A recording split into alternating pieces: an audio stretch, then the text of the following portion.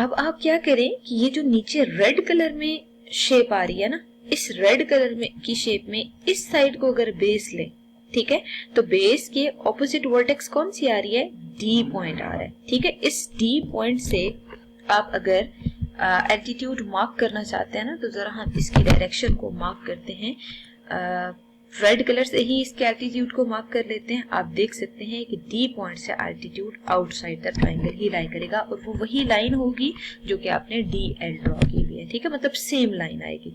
मतलब आपने इस शेप में जब एल्टीट्यूड निकालना है तो वो बेसिकली यही लाइन डी एल आ रही होगी, ठीक हो गया। अब हम मूव करते हैं ब्लू कलर में जो शेप है उसमें, अगर फॉर एग्जांपल आपसे कहा जाए कि बेस आप इसको कंसिडर करें, तो देखिए बेस के ऑपोजिट पॉइंट ई आ रहा है, ई से जब आप ड्रॉ करेंगे ना तो ये जो ई एम है दोबारा से आपके पास यही साइड इसका एल्टीट्यूड आ रही होगी, क्योंकि देखिए हम जब ऑब्ट्यूज ट्राइंगल में एल्टीट्यूड ड्रॉ करते हैं ना तो वो हमेशा आउटसाइड द ट्राइंगल आता है। इस वजह से जो रेड और ब्लू में आपने दो ट्राइंगल्स मार्क किए हैं उनके आउटसाइड आ रहा है। अब हम ऐसे करते हैं, यहाँ से बेस को रेज कर देते हैं, ठीक है, क्योंकि हमने एल्टीट्यूड मार्क करने के लिए ही ना बेसिकली बेस पे फोकस किया था, इस वजह से मैंने बेस को मार्क किया था। तो ये हमने ट्राइंगल कंप्लीट कर लिया। अब हम मूव करते हैं कंस्ट्रक्शन पे, join B to D and E to C, from B draw DL perpendicular to A B, ठीक है। एंड सेकेंड आप वर्किंग ये करें कि draw EM perpendicular to AC from E, ठीक है। तो ये था मेन कंस्ट्रक्शन का पार्ट कि हमने कंस्ट्रक्शन में ये सारी वर्किंग शो करनी थी। अब हम मूव करते हैं कि थ्योरम को हमने बेसिकली प्रूव कैसे करना है। प्रूफ में एक साइड पे हम स्टेटमेंट ले लेते हैं और दूसरी साइड पे रीजन, ठीक है, और कोशिश करेंगे हम स्टेटमेंट में थोड़ी स्पेस ज्यादा रख लेते हैं क्योंकि हमें बेसिकली यहाँ पे रिलेशंस थोड़े लेंथी लिखने होंगे, ठीक है। और स्टेटमेंट एंड रीजंस में सबसे पहली वर्किंग हमारी ये होगी कि कोई सी एक साइड जो हमें गिवन थी ना, जैसे ए बी वाली साइड हम कंसिडर कर लेते हैं और उस ए बी वाली साइड पे जरा हम मार्क कर देते हैं कि ए ई बी बेस है, ठीक है। मैं यहाँ अपनी आसानी के लिए मार्क कर रही हूँ, ए ई बी बेस है और बी ई बी बेस है, बट ये किन ट्राइंगल्स के लिए बेस है, ये जो बी ई बेस है ना वो रेड वाली ट्राइंगल के लिए है और ए ई डी ट्राइंगल के लिए बेस ये आ रही है, ठीक है। मतलब एक आप खुद फोकस करें, एक ट्राइंगल ऊपर गिवन है जो स्टार्ट में बिल्कुल आपको गिवन थी, ए ई डी ट्राइंगल की बार बार बात हो रही है कि अगर हम ए ई डी ट्राइंगल देखते हैं ना तो उस ए ई डी ट्राइंगल की जो बेस अगर ए ई लेते हैं तो उसमें परपेंडिकुलर एल डी है, ठीक है। अब हम बेसिकली यही वर्किंग करना चाह रहे हैं कि in triangle A E D and B E D, ठीक है, अगर आप इन दोनों को चेक करते हैं ना तो इन दोनों में कॉमन परपेंडिकुलर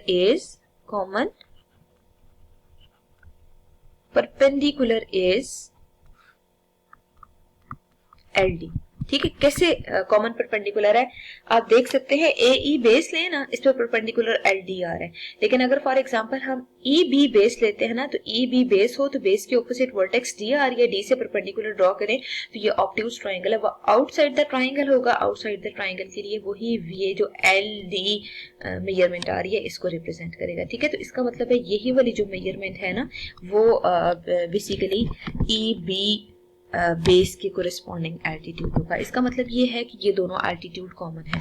अब हम ऐसा करते हैं कि इन दोनों ट्राइंगल्स के एरियाज को डिवाइड कर लेते हैं, ठीक है। सबसे पहले आप यहाँ लिख लें area of triangle A E D, ठीक है, और इसको आप डिवाइड करें area of triangle B E D से, ठीक है। अब देखिए एरिया का फार्मूला क्या होता है, अगर हम एरिया ऑफ ट्राइंगल का जनरल फार्मूला लिखते हैं ना वो half of base into height के इक्वल होता है, ठीक है। अगर ये half of base into height के इक्वल है ना तो अब आप यहाँ देखें बेस क्या है और हाइट क्या है, ठीक है। यहाँ लिख लें half of base into height है और इधर भी आप देखें तो half of base into height है, ठीक है। मैटर ये करता है कि ट्राइंगल ए ई डी की बेस क्या है, ठीक है। अगर आप ट्राइंगल AED की बेस देखते हैं ना, तो ट्राइंगल AED में बेस आपने AE कंसीडर किया, तो 1/2 इंटू AE लिखें और देखें दोनों में हाइट तो कॉमन है, इधर DL या LD लिख दें। ठीक है, इट्स अप टू यू, दोनों में से जो मर्जी लिख सकते हैं। हालांकि मैंने यहाँ पे LD लिखा है, नीचे मैंने वो लिख दिया है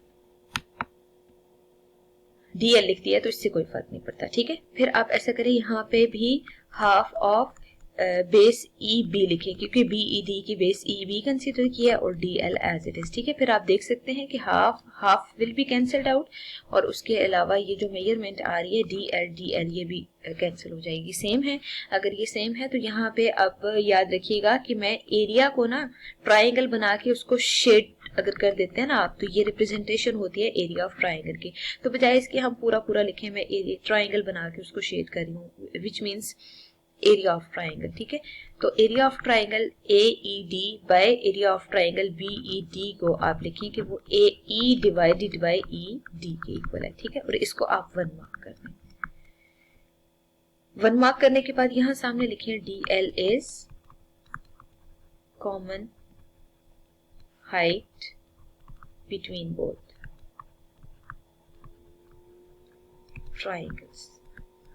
ठीक है, अब हम ऐसा करते हैं, नेक्स्ट वर्किंग करते हैं, और नेक्स्ट वर्किंग में हमने क्या करना है, अब हम कंपेयर करते हैं एरिया ऑफ ट्राइंगल AED और एरिया ऑफ ट्राइंगल EDC। मतलब जो ब्लू से ब्लू से हमने फिगर ड्रॉ किया ना, हम उससे कंपेयर करते हैं। तो देखिए फार्मूला तो सेम होगा, half of base into height, और इधर भी half of base into height. ठीक है, ये एरिया ऑफ ट्राइंगल का फार्मूला है। और यहाँ पे आप लिख दें area of triangle is equal to half of base into height, ताकि आपको क्लियर हो कि बेसिकली हम ये रिजल्ट यूज कर रहे हैं।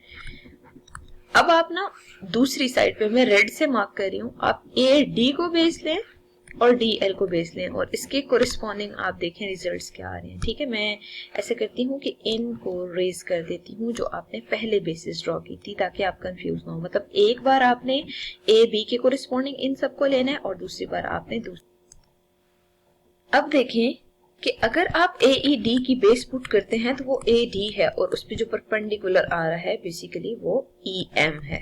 ठीक है, और इसी तरह आप डिनोमिनेटर में जो ट्राइंगल है उस पर फार्मूला लगाएं, तो ECD में CD बेस है और इसका भी जो परपेंडिकुलर है EM है। ठीक है, और यहाँ लिख लें EM इज कॉमन परपेंडिकुलर।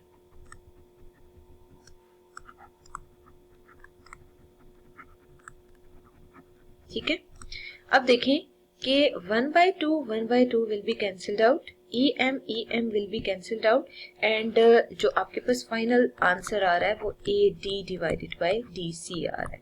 ठीक है, और यहाँ पे भी आप लिख लें कि triangle AED divided by triangle ECD के एरियाज आप लिख रहे हैं। ठीक है, और इस रिजल्ट को जरा आप 2 मार्क कर दें, और सामने रीजन में हमें कुछ भी लिखने की जरूरत नहीं है। अगर आप फोकस करें ना, ये जो दो बेसिकली रिजल्ट आ रहे हैं ना, एक 1 और एक 2, ये देखिए मैंने 1 को बेसिकली प्रीवियस स्लाइड में यहाँ पे हमने मार्क किया हुआ था, ये 1 रिजल्ट है, ये 2 है।